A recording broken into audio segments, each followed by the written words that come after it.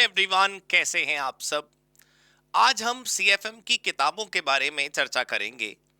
How to use CFM books, what to do with CFM books. देखिए, जब भी हम किसी किताब की बात करते हैं तो ये तो पक्का है ना कि उसे रीड करना है। बस सवाल इस बात का है कि उसे कब रीड करना है। पहले क्या रीड करना है, बाद में क्या रीड करना है। मैं आपको दिखाता हूँ। ये वॉल्यूम 1 है। वॉल्यूम 1 सीएफएम की किताब का वॉल्यूम 1। इसमें 249 पेजेस आपको मिलते हैं। वॉल्यूम 1 के अंदर शुरू के दो मॉड्यूल्स हैं, मॉड्यूल 1 एंड मॉड्यूल 2, यानी कि आधा सीएफएम इस वॉल्यूम 1 के अंदर समाया हुआ है। वॉल्यूम 2 यानी कि बचे हुए दो मॉड्यूल, मॉड्यूल 3 और मॉड्यूल 4, इसका बना है वॉल्यूम 2। इसके अंदर टोटल जो पेजेस हैं वो हैं अलग अलग करते हुए 24.18 तक, यानी कि हमने इसके अंदर module wise, topic wise, component wise, chapter wise page numbers running किए हैं।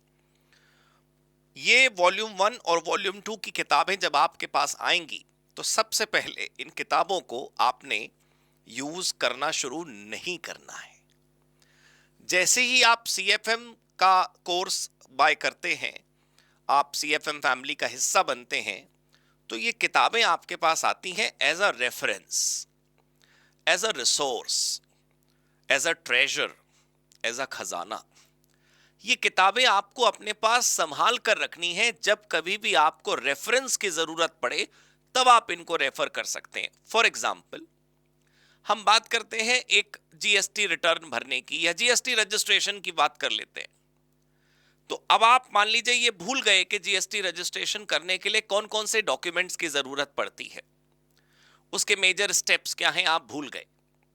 तो आप ये किताब रेफर कर सकते हैं। इसमें वो सब कुछ लिखा है जो आपको एक्चुअल प्रैक्टिकल करते वक्त चाहिए हो सकता है।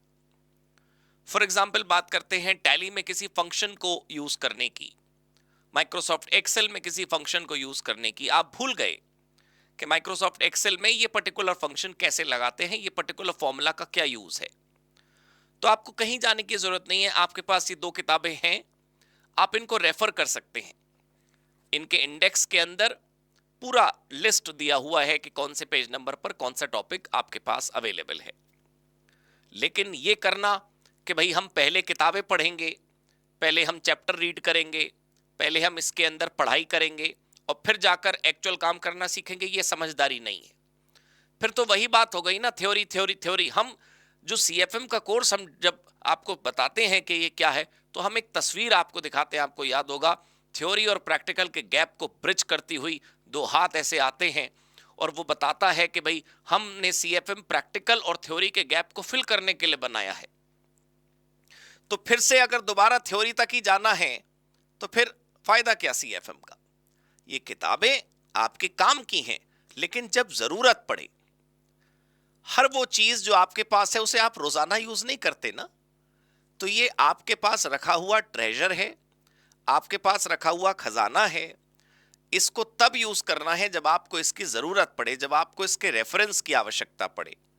आपको बार बार लैपटॉप पे नहीं जाना पड़ेगा, सिस्टम पे नहीं जाना पड़ेगा, सिस्टम ओपन नहीं करना होगा। छोटी सी चीज आप भूल गए कि कौन कौन से डॉक्यूमेंट्स आपको फाइल करने होते हैं, जरूरत पड़ती है, कंपनी इनकॉर्पोरेशन करते समय क्या स्टेप्स होते हैं, मेजर रूप से क्या चीजें चाहिए होती हैं, द बेसिक आइडिया। तो उसके लिए ये किताब यूज करिए, रेफरेंस के लिए। रूटीन स्टडी आपको किताबों से नहीं करनी। रूटीन स्टडी के लिए, रूटीन लर्निंग के लिए, रूटीन ट्रेनिंग के लिए, कॉम्प्रिहेंसिव नॉलेज के लिए प्रैक्टिकल पर ध्यान दीजिए और सिर्फ प्रैक्टिकल पर ध्यान दीजिए। ठीक है दोस्तों, that's all I wanted to say about how to use CFM books. Thank you so much, God bless you, good bye, happy CFM, happy COC.